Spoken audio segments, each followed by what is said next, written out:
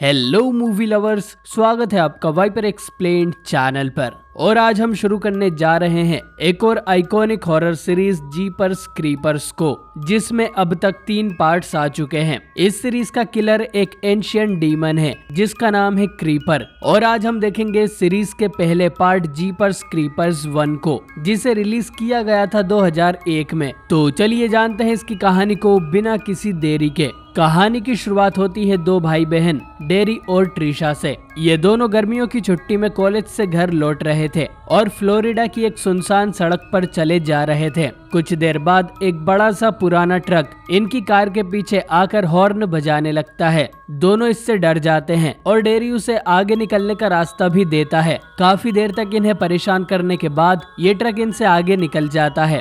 अब कुछ दूर आगे जाने पर इन दोनों को वो ट्रक एक पुराने चर्च के पास खड़ा दिखाई देता है। ट्रक के ड्राइवर ने एक लंबा सा काला कोट पहना हुआ था और वो उस ट्रक में से सफेद कपड़े से लिपटी हुई कोई चीज निकाल कर एक बड़े से पाइप के अंदर डाल रहा था। अब क्योंकि डेरी और ट्रिशा ने उसे ऐसा करते हुए देख लिया था, तो वो अपने ट्रक में इन दोनों का पीछा करने लगता है। डेरी फुल स्पीड से अपनी कार को भगाता है, लेकिन उस खटारे ट्रक की स्पीड इनकी कार से भी ज्यादा थी और वो जल्द ही इनके करीब आकर इन्हें पीछे से टक्कर मारने लगता है, जिससे कुछ ही देर में इनकी कार सड़क से नीचे उतर जाती है। बट वो ट्रक इन्हें छोड़कर सीधा वहां से निकल जाता है। डेरी और ट्रिशा चैन की सांस लेते हैं और सोचते हैं कि अब उन्हें क्या करना चाहिए। ट्रिशा कहती है कि उन्हें तुरंत अपने घर जाकर पुलिस को ये सब बता देना चाहिए। दोनों ही ये बात अच्छे से जानते थे कि वो आदमी उस पाइप में और कुछ नहीं बल्कि डेड बॉडीज फेंक रहा था। डेरी कहता है कि उन्हें वापस उसी चर्च के पास जाकर उस पाइप के अंदर देखना चाहिए, हो सकता है वहाँ किसी को उनकी मदद की जरूरत हो। ट्रिशा शुरू में इसके लिए साफ मना कर देती है, लेकिन डेरी किसी तरह उसे मना लेता है। दोनों वापस उसी पुराने चर्च के पास जाते हैं और देखते हैं कि वहाँ ढेर सारे कौवे बैठे हुए थे। अब दोनों उस पाइप के अंदर झांकते हैं, पर अंधेरे के कारण उन्हें कुछ भी दिखाई नहीं देता, लेकिन उन्हें अंदर से बहुत बुरी बदबू आ रही थी। अब डेरी को नीचे से किसी की आवाज आती है, तो वो और अंदर जाकर देखने लगता है और ट्रिशा ने उसके पैर पकड़े हुए थे। तभी पाइप में से कुछ चूहे निकलकर बाहर आते हैं, जिनसे ये दोनों ही डर जाते हैं और ट्रिशा डेरी के पैर छोड़ देती है, जिससे वो सीधा नीचे जा गिरता है। कुछ ही देर में डेरी को होश आता है और उसे अपने सामने एक बॉडी दिखाई देती है जो किलर ने नीचे फेंकी थी। डेरी शीट को फाड़ता है तो उसके अंदर से एक आदमी का शरीर निकलता है। ये आदमी अभी तक जिंदा था, लेकिन उस किलर ने इस आदमी के पेट को चीरकर वापस से सिल दिया था और कुछ ही देर में यह आदमी मर जाता है। अब डेरी ट्रिशा से कहता है कि उन दोनों को तुरंत यहाँ से भागना होगा। ये जगह असल में चर्च का बेसमेंट है और इससे बाहर जाने का रास्ता डेरी खोज लेगा। तब तक वो ट्रिशा को रोड के पास भेज देता है ताकि वो किसी को मदद के लिए रोक सके, या तो अगर उसे वो पुराना ट्रक वापस इस ओर आता दिखे तो तुरंत डेरी को बता दे। अब डेरी बेसमेंट से निकलने का रास्ता ढूंढने लगता है। यहाँ उसे कई सारे पुराने हथियार और इंसान या जानवरों को सिलने वाले सुई धागे मिलते हैं। इसी दौरान उसकी नजर सीलिंग पर जाती है और अब उसके तोते उड़ जाते हैं। वो देखता है कि सैकड़ों लाशें यहाँ की सीलिंग से चिपकी हुई थी। सभी का कोई ना कोई बॉडी पार्ट काट कर फिर से सिल दिया गया था। ये नजारा देखकर डेरी बुरी तरह से डर जाता है और भागकर ट्रिशा के पास आता है।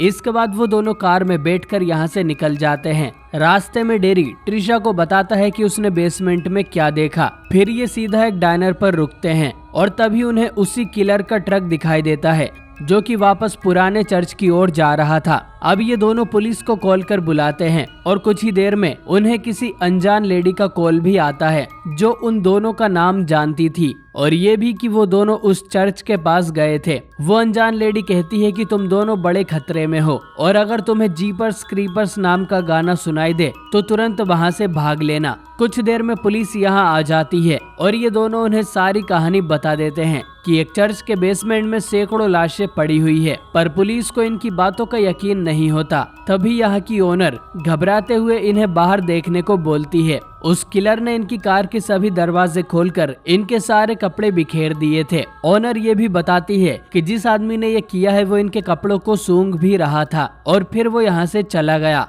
डेरी को समझ नहीं आता कि वो किलर इतनी जल्दी चर्च जाकर वापस कैसे आ सकता है। अब ये सब देखकर पुलिस को भी इनकी बातों पर थोड़ा यकीन होने लगता है। वो इनके साथ 2 ऑफिसर्स को भेजते हैं इन्हें घर तक छोड़ने के लिए। रास्ते में इन ऑफिसर्स को पता चलता है कि उस पुराने चर्च में आग लग गई है और उसमें जो कुछ भी था जलकर राख हो गया है। वहीं इधर डेरी की कार में जीपर्स क्रीपर्स गाना बजने लगता है, जिसकी चेतावनी उस अनजान लेडी ने दी थी। तभी हम देखते हैं कि एक काला साया उड़ता हुआ पुलिस कार के ऊपर आ जाता है। ये वही क्रीपर था। पहली ऑफिसर उसे देखने के लिए बाहर निकलती है तो क्रीपर उसकी गर्दन पकड़कर उसे ऊपर खींच लेता है। इसके बाद क्रीपर गाड़ी की छत फाड़कर दूसरे ऑफिसर को भी पकड़ लेता है और अपनी कुल्हाड़ी से उस ऑफिसर की गर्दन काट देता है। ये गर्दन डेरी की कार पर गिरती है और वो दोनों डर के गाड़ी रोक लेते हैं। ट्रिशा हिम्मत करके पुलिस कार के पास जाती है तो उसमें से वही क्रीपर बाहर निकलता है और वो उस ऑफिसर की गर्दन उठाकर उसे सूंघने लगता है और फिर उसे खाने लगता है। ये देखकर दोनों तुरंत ही गाड़ी में बैठते हैं और वहां से निकल जाते हैं और क्रीपर उन पुलिस वालों की लाशों को अपने ट्रक में डालने लगता है।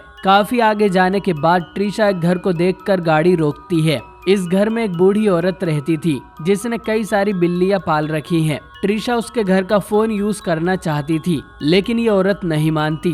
तभी उसके घर की लाइट चली जाती है और तीनों को खेत में वो क्रीपर खड़ा दिखाई देता है। बूढ़ी औरत उसे डराने के लिए अपनी शॉटगन निकालकर लाती है तो वो क्रीपर उड़कर घर की छत पर आ जाता है और घर के अंदर जाकर बिल्लियों को डराने लगता है। इससे बूढ़ी औरत अंदर जाकर गोलियां चलाती है। कुछ देर बाद क्रीपर उस औरत की लाश को लेकर बाहर आता है और हमें पहली बार उसका फेस रिवील देखने को मिलता है। देखने से साफ पता चल रहा था कि ये कोई इंसान तो नहीं है। इसकी त्वचा काली थी और दांत किसी राक्षस के जैसे नुकीले थे। ये भयानक फेस देखकर डेरी और ट्रिशा अपनी गाड़ी में जाकर बैठते हैं लेकिन वो क्रीपर इनके रास्ते में आकर खड़ा हो जाता है। अब ट्रिशा फुल स्पीड में अपनी गाड़ी से क्रीपर को उड़ा देती है जिससे वो नीचे रोड पर गिर जाता है। इसके बाद वो करीब 4-5 बार गाड़ी को रिवर्स करके क्रीपर को कुचलती है जिससे उसके हाथ पैर सब टूट जाते हैं। उस क्रीपर के अंदर से एक चमगादड़ जैसा पंख भी निकलता है पर वो उससे उड़ नहीं पाता और कुछ ही देर में हिलना बंद कर देता है।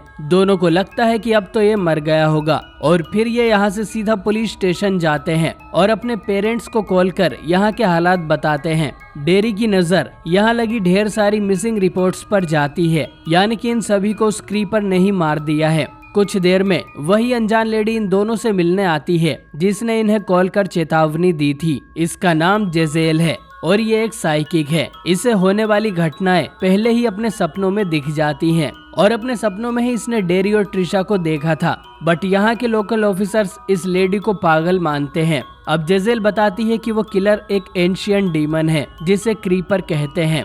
वो हर 23 सालों में 23 दिनों के लिए जागता है और इन 23 दिनों में वो कई सारे इंसानों का शिकार कर उनके बॉडी पार्ट्स को खाता है। दोस्तों, क्रीपर असल में उड़ भी सकता है लेकिन वो इंसानों की तरह कपड़े पहनकर उस ट्रक में इसीलिए घूमता है ताकि किसी को उस पर शक ना हो। और ये क्रीपर इंसान के जिस भी बॉडी पार्ट को खाता है वो पार्ट उसकी खुद की बॉडी का एक हिस्सा बन जाता है और इसे डरे हुए लोगों को खाना बहुत ही पसंद है। अगर वो किसी इंसान के अंदर अपने डर को सूंघ लेता है तो वो कभी भी उसका पीछा नहीं छोड़ता। ट्रिशा जेजेल की बात मानने से इनकार कर देती है लेकिन तभी यहाँ की लाइट्स चली जाती है। हम देखते हैं कि वो क्रीपर किसी तरह थोड़ा हील हो गया था और इस पुलिस स्टेशन में आ गया था। अब एक ऑफिसर अपने सभी कैदियों को चेक करने जाता है और देखता है कि एक जेल का दरवाजा टूटा हुआ था। क्रीपर ने अपने सारे कपड़े निकाल दिए थे और वो कैदियों के हाथ पैर खा रहा था जिससे उसके हाथ पैर भी बिल्कुल पहले जैसे ठीक हो गए थे।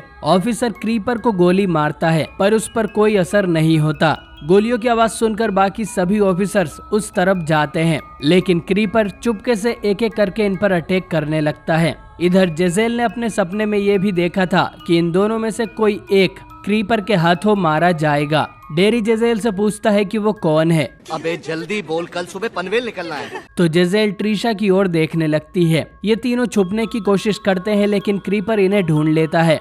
वो सबसे पहले जेजेल को पकड़ता है और सूंघने के बाद उसे जिंदा छोड़ देता है। इसके बाद क्रीपर ट्रिशा और डेरी को भी पकड़ लेता है और उन दोनों को सूंघने और चाटने के बाद वो ट्रिशा को भी दूर फेंक देता है क्योंकि उसका शिकार डेरी था। अब ट्रिशा क्रीपर से अपनी जान का सौदा करती है कि वो उसके भाई को जाने दे और उसके बदले में ट्रीशा को मार दे। और हमें ऐसा लगता है कि क्रीपर को ये ऑफर पसंद भी आ रहा था, लेकिन फिर भी वो खिड़की से कूद जाता है और डेरी को लेकर आसमान में उड़ जाता है। ट्रीशा उसका पीछा करने की कोशिश भी करती है, लेकिन कोई फायदा नहीं होता। क्रीपर वहां से जा चुका था। पुलिस वाले भी क्रीपर को देखकर शॉक में थे। अगली सुबह तक ट्रीशा के पेरेंट्स उसे लेने यहाँ आ गए थे। जेजेल भी दुखी मन से घर लौट जाती है और क्योंकि क्रीपर का पुराना अड्डा चर्च जल चुका है, तो अब उसने एक पुरानी फैक्ट्री को अपना ठिकाना बना लिया है। और यहाँ हमें पता चलता है कि क्रीपर ने डेरी को जान से मार दिया और उसकी दोनों आंखें निकालकर खा ली हैं, जिससे कि वो अब क्रीपर के शरीर का हिस्सा बन गई है।